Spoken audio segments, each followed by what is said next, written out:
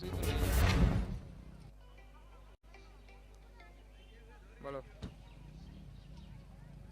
কিছুই তো নাই গো। এটাই আজকের শেষ।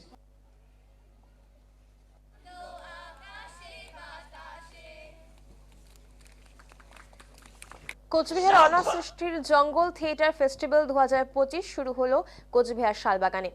কোচবিহার শালবাগানে শুরু হয়েছে জঙ্গল থিয়েটার ফেস্টিভ্যাল 2025। কোচবিহার অনাসৃষ্টি এই ফেস্টিভ্যালে আয়োজন করে। উদ্যোক্তারা জানিয়েছেন এই বছর ষষ্ঠ বর্ষে পদার্পণ করলো। 3 দিন এই ফেস্টিভ্যাল চলবে। উদ্যোক্তা সুমন্ত সাহা জানিয়েছেন প্রকৃতির মাঝে এই থিয়েটার হয়, প্রকৃতির সঙ্গে আত্মীয়তার একটা সম্পর্ক। মুক্ত মঞ্চে মুক্ত প্রকৃতিতে প্রকৃতি বাঁচানোর বার্তা দিতেই এই থিয়েটারের আয়োজন করা হয়। তিনি আরো জানিয়েছেন কোনো প্রকার সরকারি সাহায্য ছাড়াই শুধুমাত্র শুভাকাঙ্ক্ষীদের সাহায্যেই এই অনুষ্ঠানটি করা হয়। 3 দিনে 21টি নাটক হবে বলেও জানিয়েছেন তিনি। পাশাপাশি জঙ্গল লাইব্রেরি, হস্তশিল্পীদের জন্য শালবাগান হাটও রয়েছে। সন্ধ্যায় প্রতিদিন থাকছে তোরসা আরতি।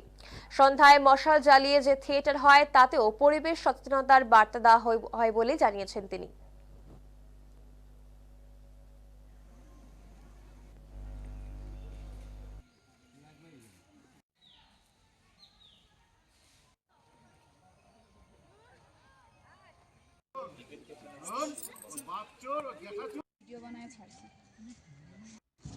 অন্ধকার সন্ধ্যার এই অন্ধকারী পূর্ণ লগ্ন, আমি এক্ষুনি তোমরা কুণ্ডের দিকে যাত্রা শুরু করব।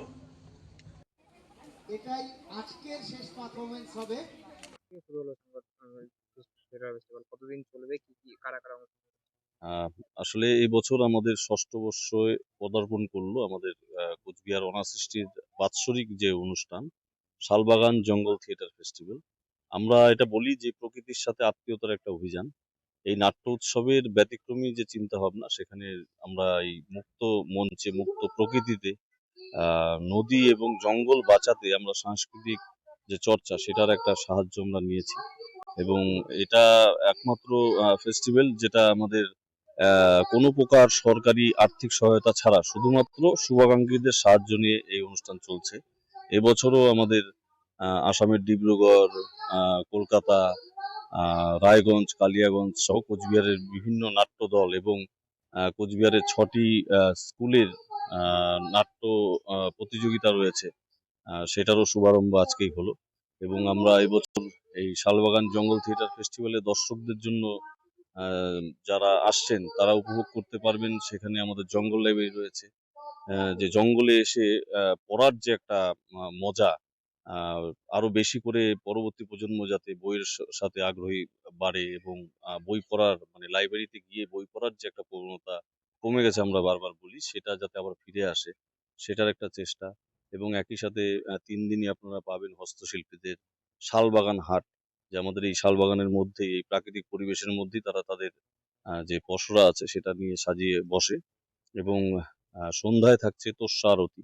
আমাদের যে মরা নদী, সেই মরা নদীকে আরো বেশি করে সচেতনতা করবার জন্যই মূলত এই উদ্যোগ। এর সাথে ধর্মীয় আবেগ মানুষের জড়িত আছে। এবং আমরা জানি যে শালবাগানের এই যে মরা যে ঘাট রয়েছে সেটা ঐতিহাসিক একটা স্থান। আমাদের শেষ সতীদাহ আমাদের এই শালবাগানের এই সংলগ্ন যে মরা আছে সেখানেই হয়েছিল। সেই জায়গাটাকেও আমরা সকলের কাছে তুলে ধরবার চেষ্টা করছি এবং একই সাথে সাথে আমরা এই নদীটাকে বাঁচানোর চেষ্টা করছি এবং আবেদন রাখছি সবার কাছে। যখনই সন্ধ্যায় আমাদের মশাল জ্বালিয়ে সেইখানে অনুষ্ঠানটা হয়, তখন যারাই আসেন তাদেরকে কিন্তু আমরা নদী বাঁচানোর বার্তাটাও কিন্তু সবসময় দেওয়ার চেষ্টা করি। আমরা আশা করছি এই বছরও আমরা যে পসরা সাজিয়ে এনেছি সকলের ভালো লাগবে। আমাদের আবেদন থাকলো আপনাদের মাধ্যমে যারা দেখছেন সকলে আসুন, সপরিবারে আসুন, সবাই মিলে একটা সুন্দর দিন আমরা কাটাতে পারি আমাদের শালবাগান জঙ্গল থিয়েটার ফেস্টিভ্যাল। কতগুলো নাটক অনুষ্ঠিত হবে? 3 দিনে 21টি নাটক এখানে দেখতে পাবেন। সাব্বাস ভীমবল, সাব্বাস সাব্বাস।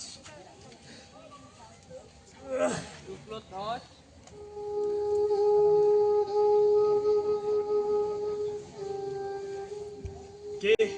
সাব্বাস ভীমবল।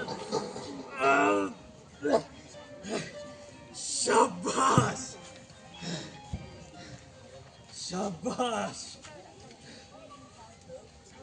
শুক্ল ধস